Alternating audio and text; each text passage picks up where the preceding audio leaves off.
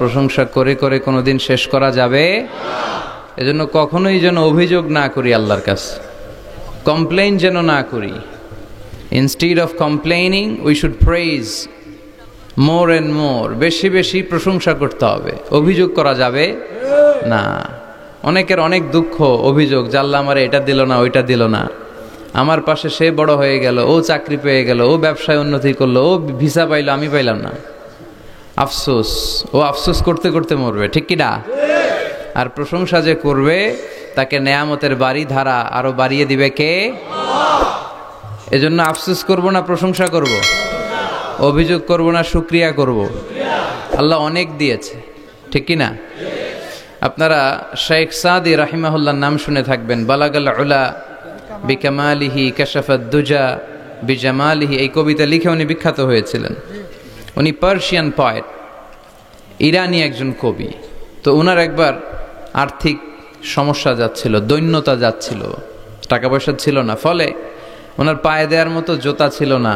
তো খুব আফসোস করতেছে, হায় রে, আমি এত বড় কবি, আমার পায়ে দেওয়ার মতো জুতা নাই। আফসোস করে ঘর থেকে বের হলেন, দেখলেন এক ভিক্ষুক ভিক্ষা করছে, ওর পাই নাই। কি নাই? আর কবি সাহেবের কি নাই? ওনার জুতা নাই, এজন্য দুঃখ। বের হয়ে দেখে সাইল ভিক্ষুক, ওর পা নাই। এবার উনি সেজদায় পরে আল্লাহর ডেকে বলে, আল্লাহ শুকর আলহামদুলিল্লাহ, অনেক ভালো আছি। শুকর আলহামদুলিল্লাহ, বেশ ভালো আছি, অনেক সুখে আছি। এজন্য সুখ হচ্ছে আলহামদুলিল্লাহর ভিতরে। সুখ আছে কিসের ভিতরে? যে কোনো পরিস্থিতিতে আমরা থাকি না কেন, বিপদে আপদে, সকালে বিকালে, শীতকালে গ্রীষ্মকালে, আমরা কি পড়ব? আলহামদুলিল্লাহ পড়ব। এর কারণ চাহিদার কোনো শেষ নাই। যার আছে যত বেশি, সে চায় তত বেশি। দেখবেন যার সাইকেল আছে ও হুন্ডা চায়, চায় না? আরো নিচ থেকে যদি বলি, যার পা নাই ও চায়, আল্লাহ আমার যদি দুইটা পা থাকতো। কথা বলেন? পা নাই এরকম লোক আছে না এলাকায়? সে হেঁটে যাওয়া লোকদের দিকে তাকিয়ে থাকে, আর তার স্বপ্ন থাকে ওইটাই, আমার যদি পা থাকতো। হেঁটে হেঁটে হেঁটে যারা বাজারে যায়, স্কুলে যায়, কলেজে যায়, ওদের আফসোস যারা সাইকেল চালায় ওদেরকে দেখে, তাই না? সাইকেল থাকলে খুব ভালো হইতো, সাইকেল চড়ে চড়ে বাজারে যেতে পারতাম। সাইকেলওয়ালারও আফসোস আছে, সে আফসোস করে হুন্ডাওয়ালাদের দেখে, মনে মনে ভাবে যদি ভো ভো থাকতো, হ্যাঁ, একেবারে যেতে পারতাম। হুন্ডাওয়ালাদের আফসোস হচ্ছে প্রাইভেট কারওয়ালাদের দেখে, ইস আমার যদি একটা কার থাকতো। যার কার আছে ও আফসোস করে, ইস আমার যদি একটা প্লেন থাকতো। যার প্লেন আছে ও বলে, ইস আমার যদি একটা কপ্টার থাকতো, if I had a copter, আমার যদি একটা হেলিকপ্টার থাকতো, উড়াল মারতাম। কথা বলেন? তাহলে এই চাহিদার, ডিমান্ডের, হিউম্যান ডিমান্ডসের কোনো শেষ আছে? যে এলাকার ছোট্ট মেম্বার, ওই মেম্বার ভাই চায় কি করে চেয়ারম্যান হওয়া যায়। কথা বলেন? যিনি চেয়ারম্যান হয়ে গেলেন উনি এবার ভাবে কি করে MP, member of the parliament হওয়া যায়, তাই না? আচ্ছা, এমপি যিনি হয়ে গেলেন উনি আর একটু উপরে যেতে চায়, ভাবে যদি একটু যদি যাইতে পারি, একটা মন্ত্রণালয় যদি পাইতাম, হ্যাঁ, মিনিস্ট্রি যদি একটা পেতাম, কতই না ভালো হতো। তো মন্ত্রী যিনি হইল উনি, ওনার অনেক শখ, ইস আর একটা জায়গা বাকি, হ্যাঁ, কি নাম ওইটার? PM, prime minister. কিন্তু এই দেশে অসম্ভব। কথা বলেন? এই দেশে প্রাইম মিনিস্টার হওয়া যাবে? এক দুজন এদের মধ্যে ধাক্কাধাক্কি, এবং ওনাদেরকে মেনে নিতে হবে। আপনি বাঁচেন আর মরেন, ওনারাই প্রাইম মিনিস্টার। কথা বলেন? তাহলে এই কথাগুলো বলার উদ্দেশ্য হচ্ছে হিউম্যান ডিমান্ডসের কোনো শেষ নাই, আনলিমিটেড হিউম্যান ডিমান্ডস। এজন্য বিশ্বনবী বললেন, লাউ আন্না লিকুল্লি ইবনি আদামা ওয়াদিয়ান মিন যাহাব আহাব্বা আইয়াকুনা লাহু ওয়াদিয়ান ওয়া লা ইয়ামলা আফাহু ইল্লা তুরাব। আল্লাহ বলেন, এই বনি আদমের প্রত্যেককে যদি একটা করে স্বর্ণের পাহাড়ের মালিক বানিয়ে দেয়া হয়। কিসের পাহাড় দেখছেন জীবনে? আচ্ছা, স্বর্ণের পাহাড়ের যদি মালিক বানিয়ে দেয়া হয়, আহাব্বা আইয়াকুনা লাহু ওয়াদিয়ান, একটা করে স্বর্ণের পাহাড়ের মালিক বানিয়ে দিলেও সে চাইবে কিভাবে আরো একটা স্বর্ণের পাহাড়ের মালিক হওয়া যায়।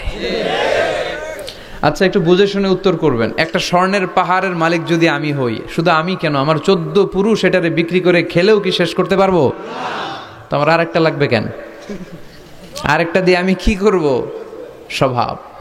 বিষ্ণুই বললেন সবশেষে হাদিসের শেষাংশে বললেন, ওয়ালাইয়ামলা আফাহু ইল্লা তুরাব, কবরের মাটি ছাড়া কোনো কিছুই মানুষের এই জিহ্বাটারে থামাতে পারবে না। চিৎকার করে বলেন ঠিক কিনা? এজন্য যার আছে বেশি ও চায় বেশি, এই ডিমান্ডটারে একটু কমাতে হবে, আল্লাহর কাছে শুকরিয়া করতে হবে। অর্থের প্রয়োজন আছে, কিন্তু এটার হৃদয়ে স্থান দেয়া যাবে না। এটা হাতে আসবে আবার চলে যাবে, ঠিক কিনা? হৃদয়ে স্থান থাকবে কার? যাদের হৃদয়ে আছে আল্লাহর ভয়, তারা কভু পথ ভুলে যায় না। আল্লাহর প্রেম ছাড়া এই দুনিয়ায় কারো কাছে কোনো কিছু চায় না, ঠিক কিনা? মুমিনের হৃদয়ে দরদ ভালোবাসা থাকবে একজনের জন্য। চিল্লায় বলেন তো তিনি কে? আল্লাহ। এজন্য আমরা যেন শুকরিয়া করি, আমরা যেন অভিযোগ না করি। দেখেন, আমরা যদি জিজ্ঞেস করি ভাই আপনি কি চান, কি লাগবে আপনার, কার কি লাগবে, একজন বলবে আমি এটা চাই, আমার এটা নাই, আমি ওইটা চাই, ওইটা চাই, কত কিছু লাগবে আমাদের। কিন্তু ঠিক এই মুহূর্তে যে লোকটা হসপিটালের বেডে শুয়ে আছে, ক্যান্সারে আক্রান্ত, ক্যান্সার যার নেই কোনো অ্যান্সার, ওরে যদি জিজ্ঞেস করেন ও বলবে আমার কিচ্ছু লাগবে না, আমি শুধু বাঁচতে চাই। ও কি চায়? আর আমরা অনেক কিছু চাই। এজন্য আমরা শুকরিয়া করব বেশি বেশি। শুকরিয়া করলে বাড়িয়ে দেয় কে? আল্লাহ। বিশ্বনবী দোয়া করতেন, আল্লাহুম্মা জাআলনি সাবুরা ওয়া জাআলনি শাকুরা ওয়া জাআলনি ফি আইনি সগীরা ওয়া ফি আয়ুনিন নাসি কাবীরা। আল্লাহ আপনি আমারে ধৈর্যশীল বানান, আপনি আমারে শুকরগুজার বান্দা বানান। আল্লাহ আমার চোখে আপনি আমারে ছোট বানান, গোটা বিশ্বের মানুষের চোখে আপনি আমারে বড় বানান। সবাই পড়ি আমিন। এজন্য সবসময় প্রশংসা করব কার? কম কম না বেশি বেশি? সবসময় শুকরিয়া করতে রাজি আছি তো? আল্লাহ সব সময় যেন আমরা তোমার শুকরিয়া করতে পারি, তুমি তৌফিক দাও। আরো জোরে পড়বো সবাই আমিন। আড়াইবাড়ি দরবার শরীফের পীরে কামেল আল্লামা মোহাম্মদ গোলাম হাক্কানি রাহিমাহুল্লাহ, আল্লাহ ওনার কবরটাকে তুমি নূর দিয়ে পরিপূর্ণ করো।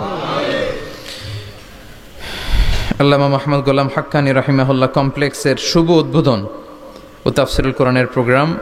স্থান হচ্ছে মেটংঘর ভুইয়াবাড়ি প্রাঙ্গণ, থানা হচ্ছে বাঙ্গোরা বাজার, উপজেলা মুরাদনগর, জেলা কুমিল্লা। আপনারা শুনেছেন যে আমার দাদার বাড়ি এখানে মুরাদনগরে পরমতলাতে। আলহামদুলিল্লাহ, জীবনে এসেছিলাম কয়েকবার, খুব বেশি আসা হয় না।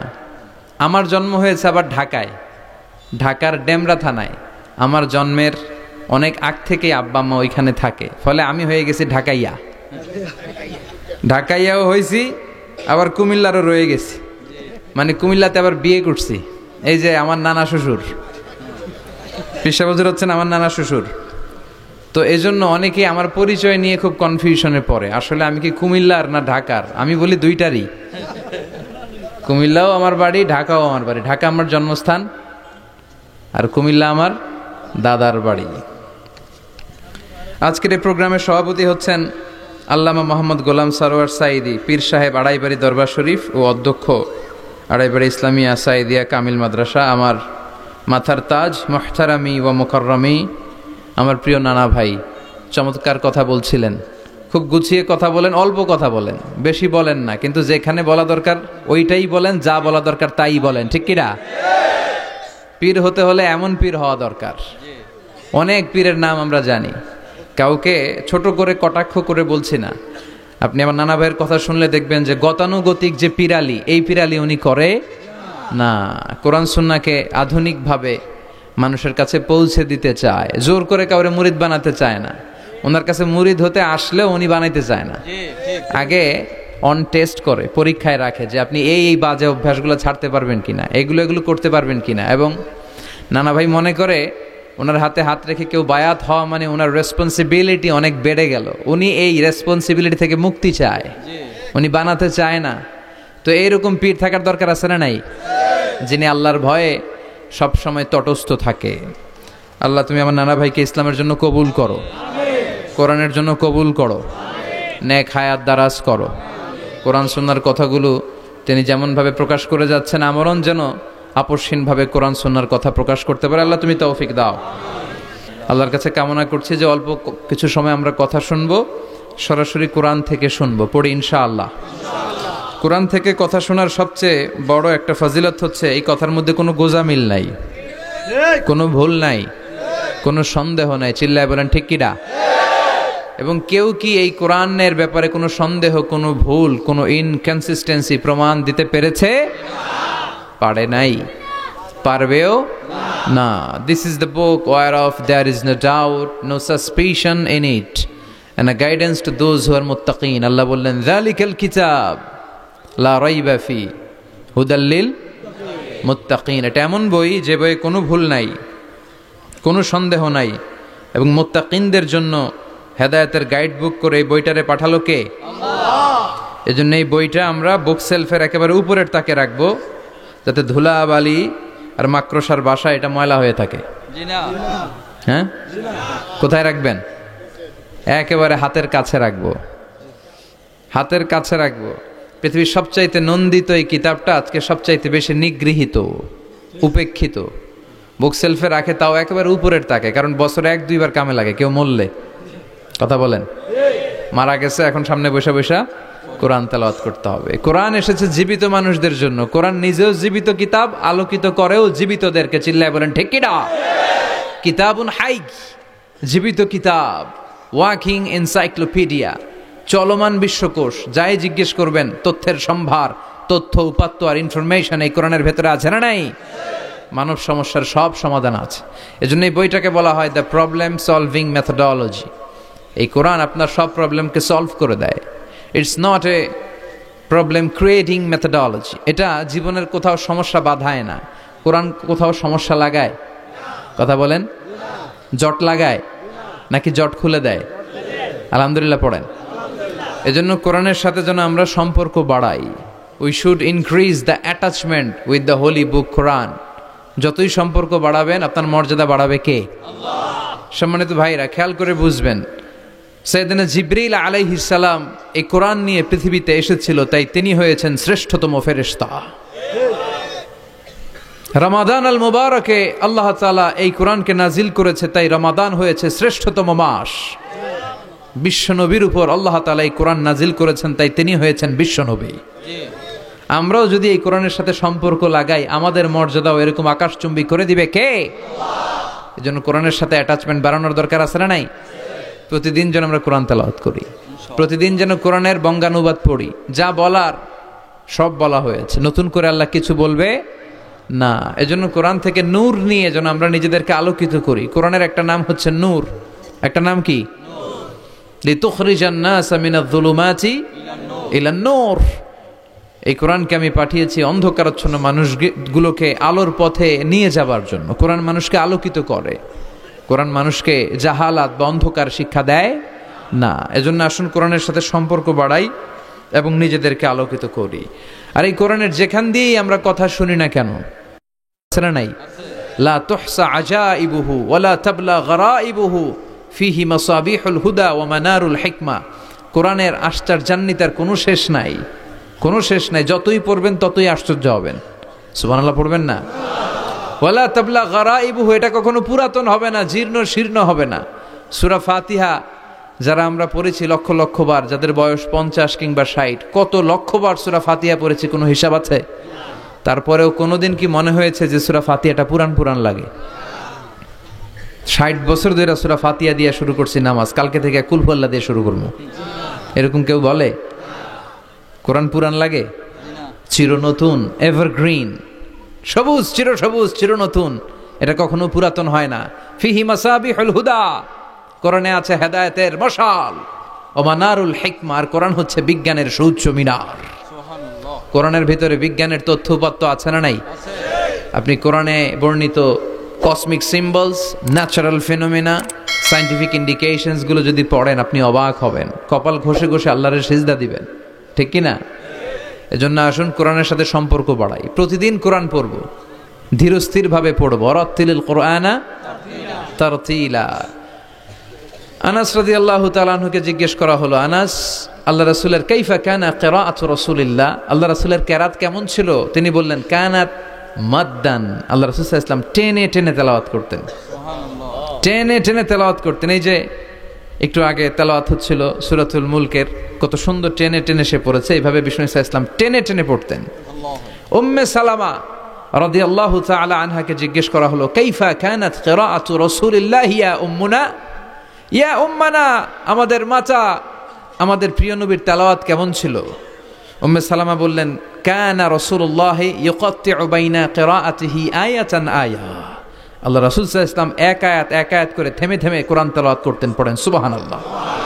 এক আয়াত পড়তেন, থামতেন, আবার আরেক আয়াত শুরু করতেন, আবার আরেকটা আয়াত পড়তেন, আবার থামতেন, আরেক আয়াত শুরু করতেন। প্রতিটা অক্ষর, প্রতিটা উচ্চারণ কেটে কেটে দেখা যেত, বোঝা যেত। চিল্লায় পড়েন আল্লাহু আকবার। আর আমাদের তেলাওয়াতের কি অবস্থা? তারাবির নামাজের কি অবস্থা? আমাদের ম্যাটন ঘরের কি অবস্থা? জাপানের বুলেট ট্রেন ফেল, ঠিক কিনা? কোন দিক দিয়ে আযাবের আয়াত যায়, কোন দিক দিয়ে জান্নাতের আয়াত যায়, কোন দিক দিয়ে সূরা ইয়াসিন গেল, কোন দিক দিয়ে আর রহমান গেল, কোথায় সূরা ইউসুফ গেল, কেউই টের পায় না। রুব্বা কারি লিল কুরআন ওয়াল কুরআনু ইয়ালআনহু, কোরআনের অনেক কারি আছে, তেলাওয়াতকারী আছে, আবৃত্তিকারী আছে, যাদেরকে কোরআন রহমত, মার্সি এন্ড ব্লেসিংস না দিয়ে গজব দেয়, লাআনত দেয়। আল্লাহ ওই ধরনের তেলাওয়াত থেকে তুমি আমাদের বাঁচাও।